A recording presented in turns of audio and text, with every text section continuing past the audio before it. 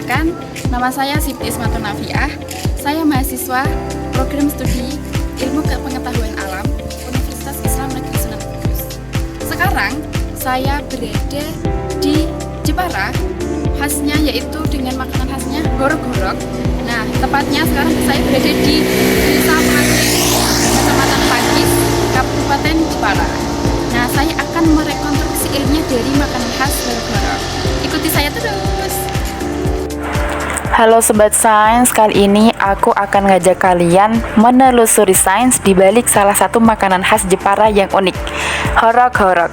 Makanan tradisional yang terbuat dari batang pohon aren atau nama ilmiahnya Arenga pinnata dari famili Areaceae, tanaman serbaguna yang tumbuh subur di daerah tropis Indonesia. Perjalananku berada di Desa Pelajan, Kecamatan Pakis Aji, Kabupaten Jepara, tempat di mana horok-horok masih diproduksi secara tradisional dan diwariskan secara turun-temurun. Di sana aku bertemu dengan Ibu Khotimah, pemilik tepung horok-horok Rizki Manfaat. Dengan ramah beliau memperlihatkan bagaimana batang aren diolah menjadi tepung sagu aren, bahan utama horok-horok yang kenyal dan lembut. Batang pohon aren yang digunakan umumnya berusia sekitar 15 tahun. Setelah ditebang, batangnya dibelah untuk diambil bagian dalam yang disebut onggo, yaitu empelur batang yang mengandung pati. Secara ilmiah, bagian ini kaya akan karbohidrat kompleks, terutama pati yang tersusun atas amilosa dan amilopektin. Kandungan amilosa memberikan tekstur padat, sedangkan amilopektin membuat horok-horok menjadi kenyal dan tidak mudah hancur. Onggok yang sudah diambil kemudian digiling menggunakan mesin hingga menjadi serbuk kasar. Pada tahap ini terjadi proses mekanik di mana jaringan empelur terurai dan butiran pati mulai terlepas dari dinding selulosa batang aren. Setelah digiling, serbuk kasar tadi digumbang, yaitu disaring menggunakan kain untuk memisahkan ampas dan air. Hasilnya muncul endapan pati di dasar wadah air yang disebut kulah. Secara ilmiah, ini merupakan proses pengendapan partikel padat berdasarkan massa jenis, di mana butiran pati yang lebih berat turun ke dasar wadah. Pati yang mengendap lalu diambil dan ditaruh wadah yang sudah disediakan untuk distorkan kepada pemroduksi horok-horok siap olah. Proses berikutnya adalah mengubah tepung pati menjadi horok-horok yang siap dimakan. Langkah pertama, pati dicuci kembali menggunakan kain halus agar bersih dari sisa serat dan kotoran. Kemudian ditiriskan hingga kering. Setelah kering, tepung diayak menggunakan saringan berlubang kecil agar berbutir halus dan merata. Kemudian tepung tersebut disangrai di atas wajan sampai matang merata. Nah, disinilah mulai terjadi proses gelatinisasi parsial. Saat dipanaskan, ikatan hidrogen antar rantai amilosa dan amilopektin terputus, menyebabkan butiran pati mengembang dan membentuk tekstur yang kenyal, cikal bakal horok-horok yang kita kenal. Setelah disangrai, tepung diberi air secukupnya lalu dikukus untuk pertama kali. Proses ini melibatkan perpindahan panas secara konduksi dan konveksi, di mana panas dari uap air berpindah ke adonan melalui wadah logam, membuat butiran pati menjadi matang merata. Setelah kurang lebih 10 menit, adonan diangkat dan didiamkan agar dingin. Pendinginan ini penting karena memungkinkan molekul amilosa membentuk kembali ikatan kristalin, menghasilkan tekstur padat namun tetap lembut. Tahap berikutnya, tepung yang telah dikukus dan didinginkan diberi air kembali dan diremas-remas hingga tidak menggumpal, lalu dikukus ulang untuk kedua kalinya. Pemanasan ganda ini menciptakan butiran halus khas horok-horok, hasil dari rekristalisasi amilosa dan reorientasi amilopektin saat pemanasan berulang. Setelah matang sempurna, horok-horok siap disajikan. Biasanya disandingkan dengan sate kikil, pecel, bakso, atau kelapa parut. Sekarang saya sedang mencoba makan horok-horok sama bakso. Horok-horok bukan hanya lezat, tetapi juga memiliki nilai gizi yang baik. Mengandung energi sekitar 350 kilokalori per 100 gramnya. Rendah lemak, bebas gluten, dan kaya serat pangan yang baik untuk sistem pencernaan.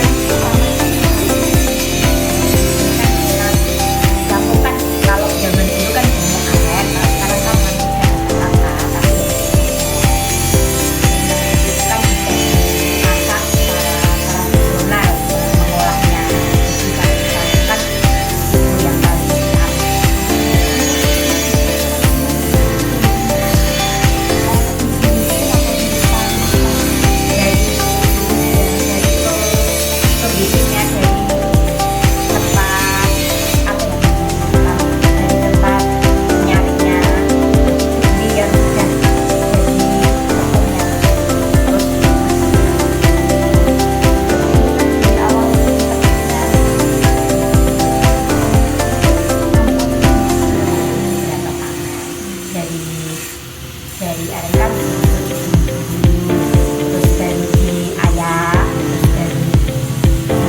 setelah apa ya namanya mengendap, lalu diangkat bisa makan.